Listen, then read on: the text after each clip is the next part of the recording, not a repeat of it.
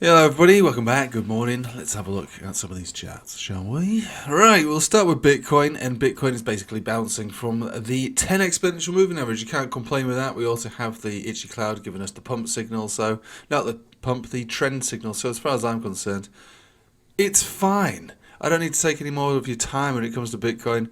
It's okay. It looks okay to me, right? We're looking at it on a daily. It might take several days, might take several weeks, but it looks okay to me. Okay. Ethereum bouncing from the 200 exponential, exactly as expected. Now we're creeping above the 20 and the 50. So it's slow. Yeah, it's slow, but with its position on the chart like this, the reason I put my limit orders in at this area when price action was coming down from this area was because if we're going to bounce from anywhere, it would be from here.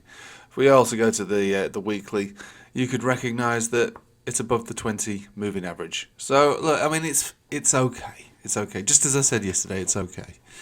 I mean, this is just a basic health check on some of these main things.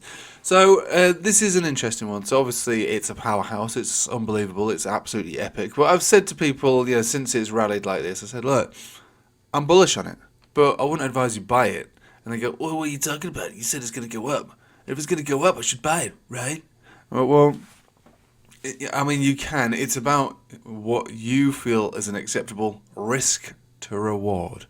So, if XRP was to go up 100%, would be at a massive new all-time high, above $6, 100%. If it were to go the other way and pull back to a significant main area of support, you've got this one here, which is 20%, which is fine, but it's only a baby step. The next big one is going to be more or less down to like the 150, 160 area. So that kind of gives you a 50-50 kind of a risk to reward, doesn't it, really? So 50-50, it's okay. You're looking to make as much as you're looking to lose. The best time to buy XRP is always down at the lows, which obviously is impossible to do now because it's moved. But I am still bullish on it. You can't not be. But like I say, I wouldn't buy it up here. I wouldn't buy it at 250. I wouldn't buy it. I just wouldn't buy it, okay? Because I bought it and I've had it from such a low area. So that's like your main three, really. I don't really see any point in going through too much more when it comes to crypto. There's a couple of things that we can look at though, which is hello, El Dixo, the Dixie. So the Dixie is turning around, and it's turning around from exactly where I drew my line. I'm not going to say that I caught the top. I've said quite openly I don't know where the top's going to be, but there will be a curling over at some point relatively soon, and lucky for me, it actually hit this target. But that's just a coincidence. That's just fluke. So we are curling down, but if you're going to get support anywhere, it's going to be around here, which is your 50 exponential, but it has lost a lot of momentum. And again, this is the Trump thing wearing off, isn't it, really? The Trump scenario wearing off. Where's all the tariffs? Well, they're not here yet, are they? But you've got your dollars now. You can relax, okay? All right, okay, fine. Look, it's just a protective stance from a global position from other countries. It's fine, it's nothing to worry about. But it is good, and it's benefiting stocks. Stocks making new local highs, new all-time highs, in fact. Pushing right up, and again, this is the futures market, and we've started up 0.01% in the green. Come on. Love it. Now, there's a few other trades, I suppose, that could be thought about, given the scenario that we're seeing with Trump, really. And what's going to probably happen over the next few years.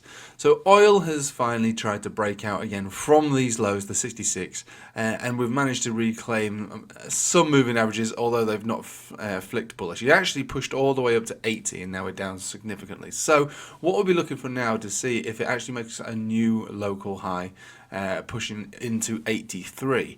Now, oil is being bought because, from a technical perspective, this is an area where it should bounce from.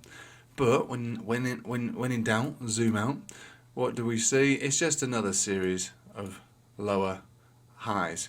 And if we do find a lower high here, then we're looking to revisit this area. And if we do break from here, we go down, it's because we're going to drill, baby, drill, right? I don't know if anyone's been drilling yet, but that's the idea, that they're going to drill, baby, drill. So the more drilling, the cheaper a barrel, right? That's the hope. That's the idea. That's the concept.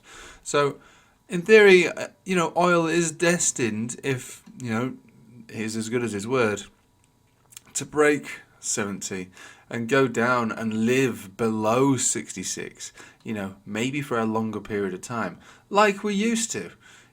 Oil is extremely volatile, but I would generally say that the oil prices sort of fluctuates around 50, or used to, and if we can bring it down to that level again, we'll all benefit. Anyway, I don't know why I'm talking about oil this morning, but there is a lot to speculate on, given what could be a massive global shift in not just economic policy, but commodities, forex, crypto, the lot. But it doesn't stop me from being bullish on crypto, and we're going to focus on crypto, and crypto is the crypto is what it's all about. So bullish on crypto still, but be prepared for volatility. Bullish on stocks still, be prepared for volatility. Technically, I'm bearish on oil, which means that I'm basically bullish on my existence right now. Right, I'll leave it with you there. Thanks for watching. Take it easy.